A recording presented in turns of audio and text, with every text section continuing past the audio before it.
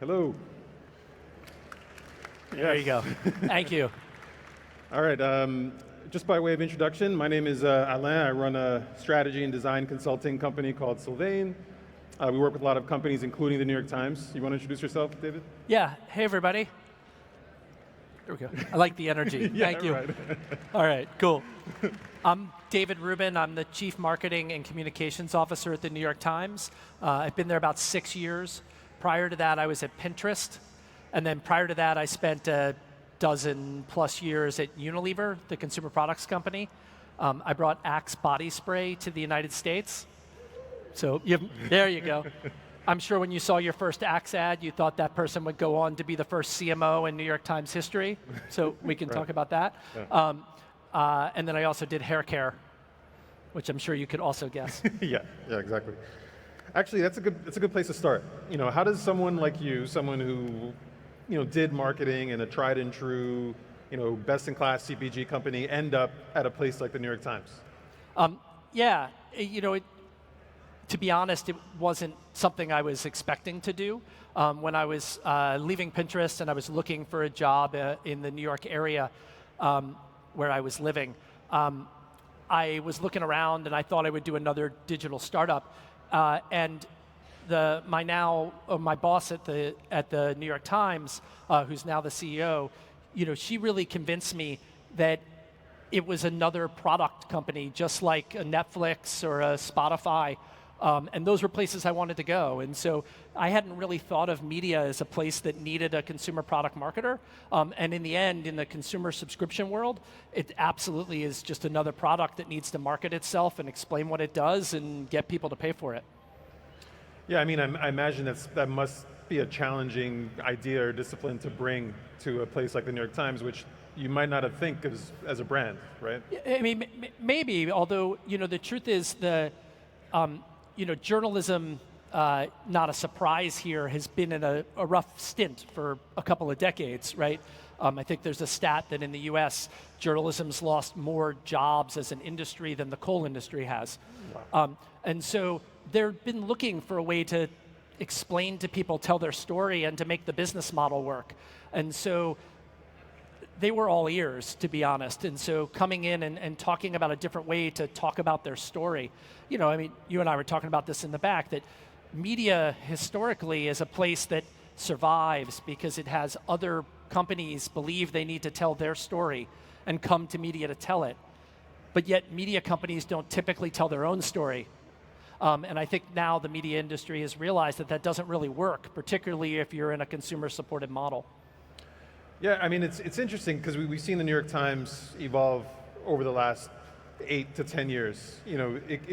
It's interesting to talk about that evolution relative to what you just said. So how has the New York Times evolved to become more of a brand-forward organization? And we'll get to purpose from there, maybe. Okay. Yeah, I think the story starts back really in the late 90s. So the internet era starts, the New York Times is a really successful regional/national print newspaper.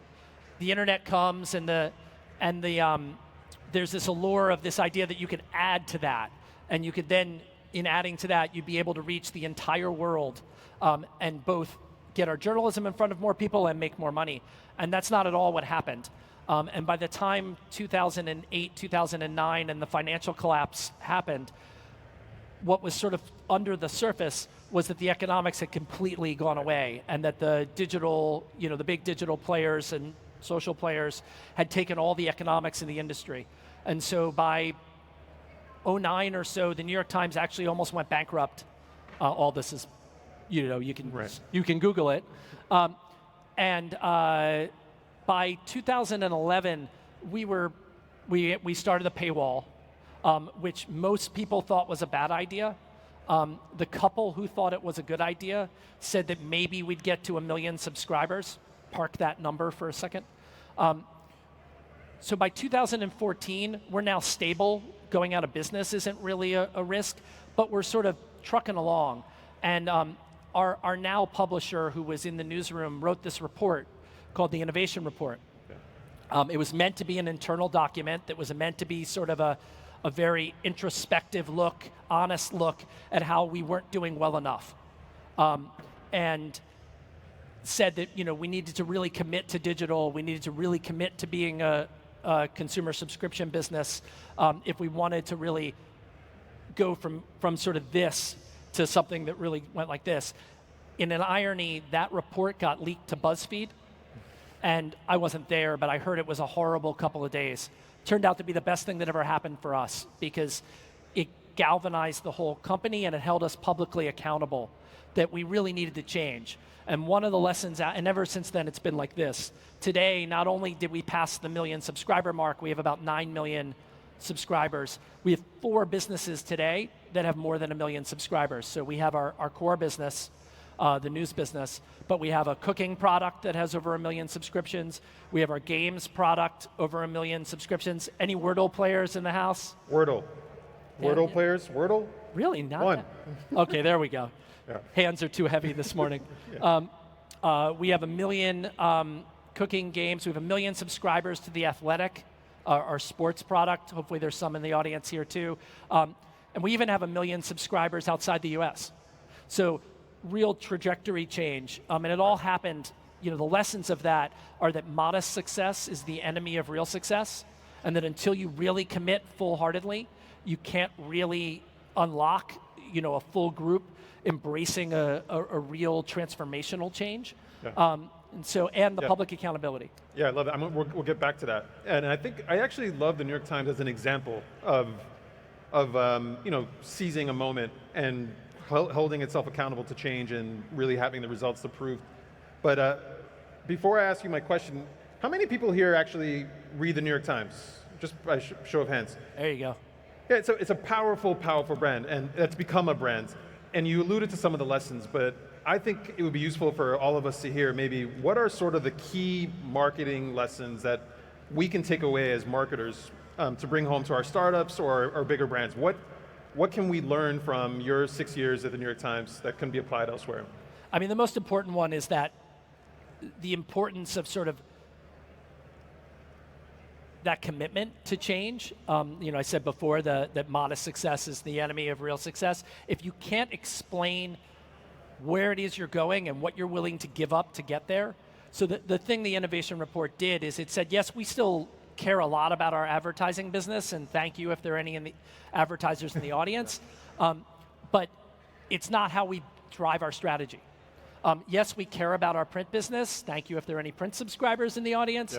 Yeah. And the business has been more resilient than we expected it to be, but it's not how we drive things. And up until 2014, we would take stories and we would publish them, we would hold them for print.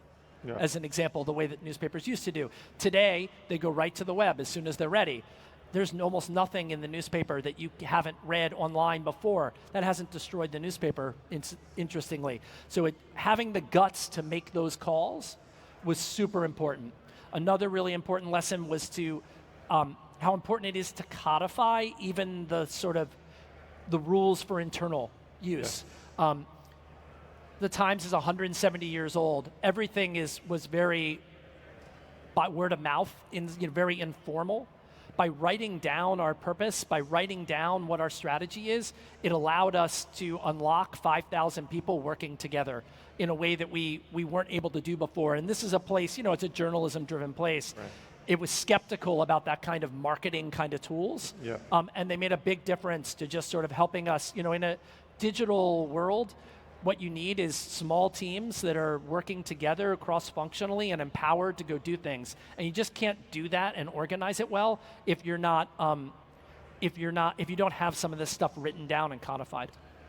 Yeah, one of the things I learned in doing the work with you for the New York Times was just how important it is to really galvanize an internal audience around the brand, the purpose, and what you're doing. That is hard work. What can we learn from your experience at the New York Times when it comes to that? Really bringing people together, because you have a few examples of how that worked well.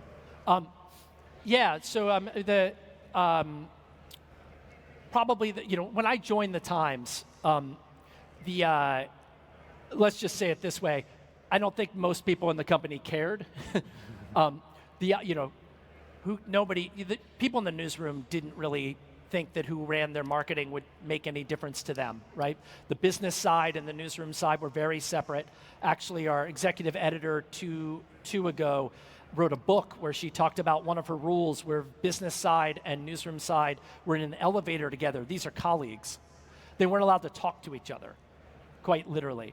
Moved together today, and so I get hired in 2016. Again, I think, it was in like an email, but nobody cared. And if you flash forward to today, we have people in the newsroom who say, hey, I don't know if you saw this story, but this might make a great ad. They're like literally pitching us. And the moment I'm most proud of, from a marketing perspective, when I knew we were sort of making a difference to the internal story is, anybody know Jodi Kantor and Megan Twohey? They're the two journalists who did the Harvey Weinstein coverage. Their Hollywood movie is coming out globally in a couple of weeks.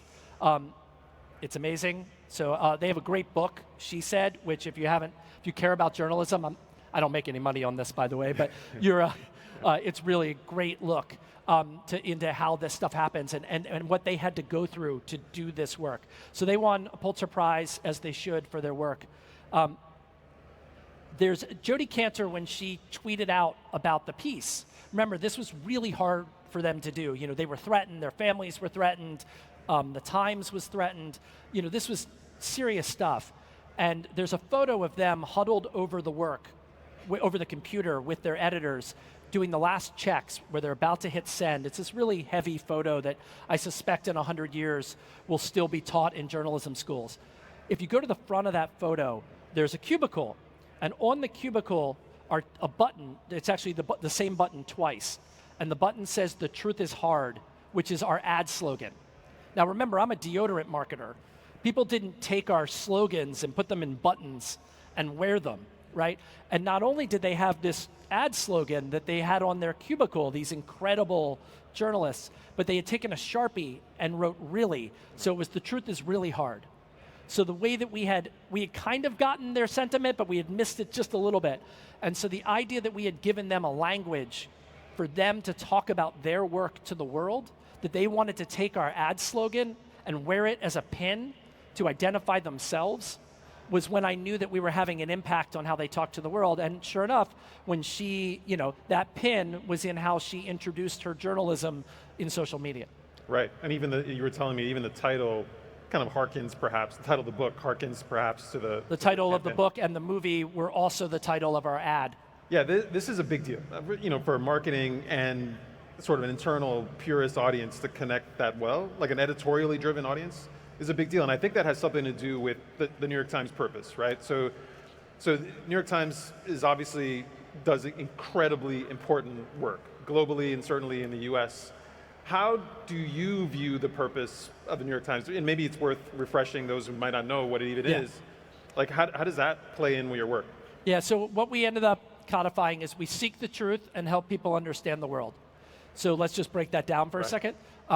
Seek the truth is the core journalistic purpose. It's the objective journalism, follow the facts wherever they lead without fear or favor, what you think of in the movies. Help people understand the world. The two words that I think matter the most in that are understanding and the world. So understanding is any news source is imparting information or knowledge. We think at the Times the difference for us is understanding. Understanding probably takes more than one touch point. It probably takes more than one format. That's why we're investing in visual journalism and infographics in ways that you can, anybody listen to The Daily? We have one of the, my favorite person right here, your hand keeps coming up. It's one of the largest podcasts in America. We have the largest newsletter in the morning that goes out to millions of people every morning. So all those touch points are what are needed for understanding. And then the world has kind of two meanings. The literal world, there's almost no news source that has more journalists in more places than we do. But it's also your world. It's covering your passion points. Like I said before, we have we have a cooking product. We have Wirecutter, which is a recommendations engine. We have The Athletic, which we acquired about a year ago, which is our sports product. We have our games product, Wordle. So we're covering not only the news, which is super important and is the center of what we do, but it's also all your passion points where news and information are important. Right. Yeah, and which I think takes us to the subscription maybe. Like many of us are thinking, a lot of my clients, they're talking a lot about subscription-based businesses and how do you deliver value directly to consumers, DTC. And if you think about the New York Times as a subscription product, to your earlier point that this is nothing but a product, not dissimilar to deodorant, how do you view a kind of a wholesome subscription business and demonstrating that value from a marketing point of view? Well, this is where you and your team have come in with us is, classically media companies and particularly news organizations, the half-life of a typical news story in the digital age is an hour, not literally, but it's really short. Yeah. And so we tend to not look at things around properties, around branding, around logos and identity and hierarchies and all this stuff that makes most of my colleagues glaze over. But as a subscription business, that stuff becomes a lot more important because what that means by not focusing on it is people don't know what they're buying or not buying. And so we see lots of confusion of, I have a subscription to the Times, I thought I would get, what do you mean you want me to pay more to get cooking? Or I thought I already had it, or vice versa or whatever. And so by having a more systematized order, we can figure out how we want to spend our marketing approach, how we can make it clearer to you what it is you're buying, what it is we offer, what's the value of that essential subscription, as we call it. And so you've helped us sort of think about that with more rigor and more more of an order, something we never used to do. Yeah, that's great. I have one question for you. As we think about what could be next for the New York Times, like, what do you see for the next chapter of the New York Times? You made it, you achieved this kind of brand place now. What's next? Well, I mean, the big challenge for us is there's still a couple 100 million people who read us in a month, and only 9 million people pay for it.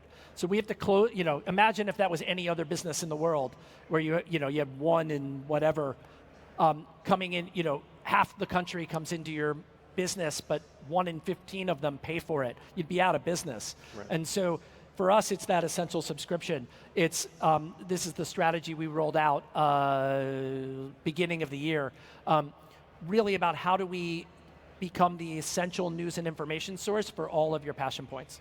Yeah, that's great. Awesome. Yeah, thanks, David.